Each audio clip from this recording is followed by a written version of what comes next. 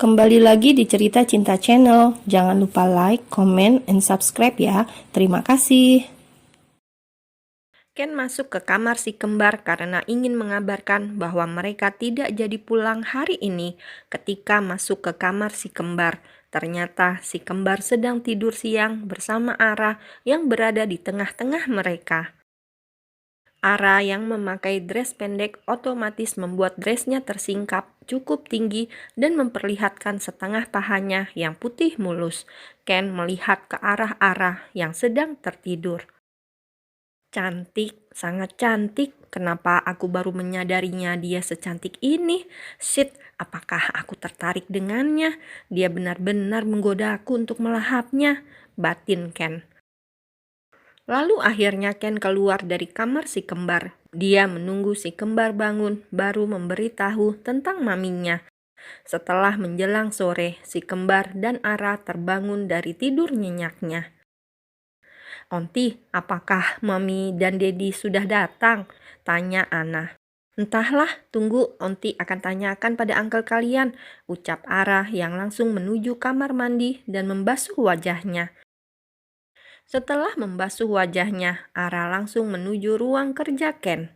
"Tok tok tok, permisi tuan," ucap Ara. Masuklah," jawab Ken. Ana dan Ellen bertanya, "Apakah maminya sudah datang?" tanya Ara. "Mereka tidak jadi pulang hari ini karena kakakku langsung pulang ke Rusia. Jadi mereka akan di sini sampai keluarga besarku datang," jelas Ken yang saat ini menatap ke arah Ara.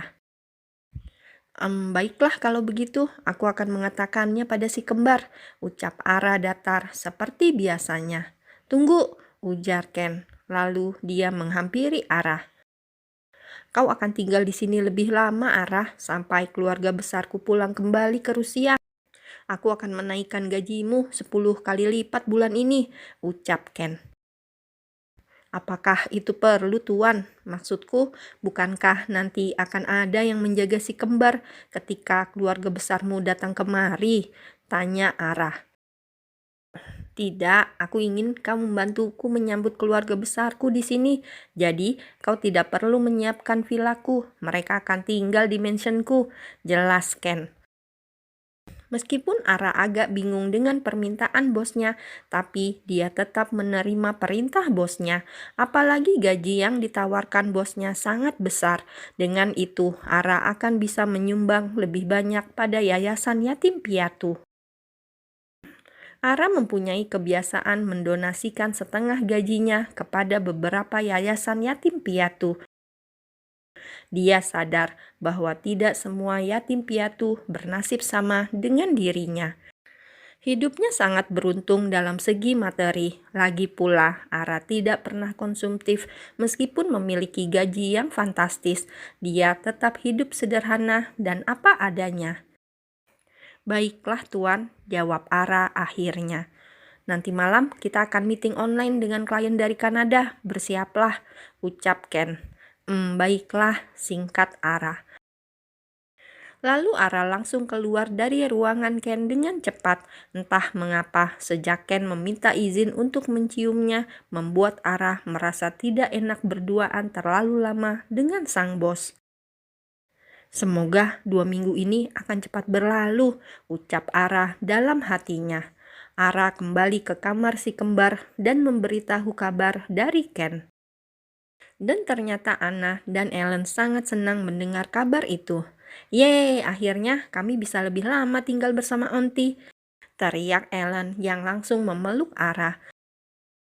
Dan setelah makan malam, Ken menyuruh si kembar masuk ke dalam kamar mereka dan tidur karena Ken dan Ara akan mengadakan meeting online bersama Pak Andi dan klien dari Kanada. Meeting berjalan dengan lancar selama 3 jam dan sekarang Ara sedang merangkum hasil meeting.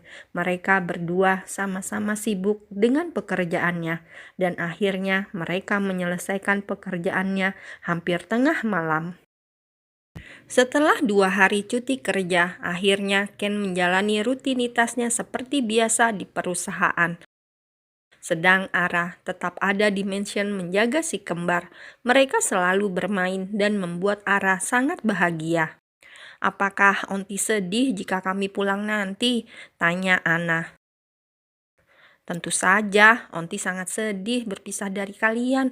Tapi Onti bisa mengunjungi kalian ke Rusia jika Onti merindukan kalian, dan juga sebaliknya. Onti ingin kalian tidak melupakan Onti, ucap sendu Ara. We love you, Auntie. Semoga Auntie bisa menikah dengan Uncle Ken, ucap Ellen polos. Hei, apa yang kau bicarakan, sayang? Auntie adalah karyawan uncle-mu. Lagi pula, Auntie bisa menjadi auntie kalian tanpa menikah dengan uncle, bukan? Jelas Ara dengan tersenyum. Tapi kami ingin Auntie menikah dengan uncle. Kami ingin melihat Auntie memakai gaun pengantin. Pasti sangat cantik, ucap Anna. Kalian ini ada-ada saja. Ayo, sekarang waktunya mandi sore. Badan kalian sangat bau, ucap Ara sambil memencet hidungnya sendiri. Kami selalu harum, Onti, meskipun berkeringat. Iya kan, Ana? Gerutu Ellen. Ara hanya menggeleng-gelengkan kepalanya dan tersenyum mendengar ocehan si kembar yang tidak pernah ada habisnya. Hari itu terlewati dengan cepat. Ara dan si kembar akan main seperti biasanya. Namun terkadang Ara juga menyelipkan ilmu pelajaran di sela-sela bermainnya. Karena Ara tahu tahun ini si kembar akan mulai memasuki masa sekolah. Ken tidak pulang malam ini karena pekerjaannya yang menumpuk. Dia memilih tidur di kantor karena di sana tersedia ruangan yang didesain untuk tempat istirahat Ken jika kelelahan di kantor. Hari ini, Ara dan si kembar memutuskan untuk berenang karena cuaca sedang cerah. Ara tidak berenang, dia hanya menunggu di pinggir kolam karena tidak punya baju renang. Seharusnya aku menyuruh uncle untuk membelikan Onti baju renang. Kalau begini kan tidak seru, Onti hanya duduk saja. Cemberut Ana. Onti, ayo telepon uncle, aku akan bicara padanya, pinta Ellen. Uncle kalian sangat sibuk sayang, jangan mengganggunya, jawab Ara. Uncle tidak akan sibuk untuk kami, Onti, timpal Ana yang langsung naik dari kolam renang dan mengambil ponsel Ara.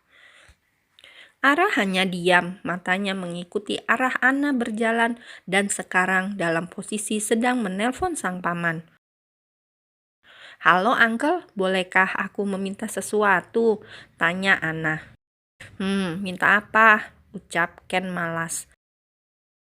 Belikan Onti Ara baju renang sekarang. Aku dan Ellen sedang berenang, tapi Onti malah duduk saja karena tidak punya baju renang. Jelas Ana. Baiklah, Uncle akan suruh Pak Andi membelikannya, jawab Ken.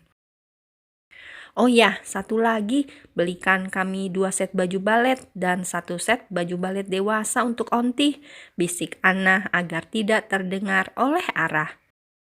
Banyak sekali permintaanmu. Baiklah, nanti Pak Andi yang akan mengantarkan pesananmu, jawab Ken yang langsung menutup panggilan teleponnya. Lalu Ken memerintahkan sekretarisnya untuk membelikan semua permintaan Ana. Karena Pak Andi ada urusan penting di kantor, jadi Ken menyuruh sekretarisnya. Dan sekretarisnya langsung mengantar pesanan sang bos ke mansionnya. Akhirnya Ara ikut berenang bersama si kembar. Ara sebenarnya tidak mau berenang karena baju yang dibelikan oleh sekretaris Ken sangat terbuka. Meskipun bukan bikini, tapi baju renang itu sangat seksi dan benar-benar membuat Ara merasa tidak nyaman. Akhirnya mereka menyelesaikan kegiatan berenangnya ketika jam sudah menunjukkan jam 5 sore. Ara keluar dari kolam renang menyusul si kembar yang sudah keluar terlebih dahulu. Dari jauh tampak mata tajam Ken memandang ke Ara yang memakai baju renang. Ara sangat terlihat seksi dengan bodi gitar Spanyolnya. Sip, sudah lama aku tidak bersama wanita. Pertahananku bisa runtuh melihat Ara seperti ini, ucap Ken dalam hati. Lalu Ken langsung naik ke kamarnya dan mandi. Dia tidak ingin berlama-lama memandangi Ara karena akan berbahaya untuknya. Bukan saja ingin menciumnya, tapi Ken bahkan bisa saja bercinta dengan Ara. Sekarang mereka berempat duduk bersama di ruang makan. Mereka akan menikmati makan malam. "Uncle, terima kasih sudah membelikan semua permintaanku," ucap Anna. Lain kali kita akan berenang ke pantai pribadi Uncle," ucap Ken. "Wow, aku mau. Pasti akan menyenangkan bermain pasir," ujar Ellen semangat.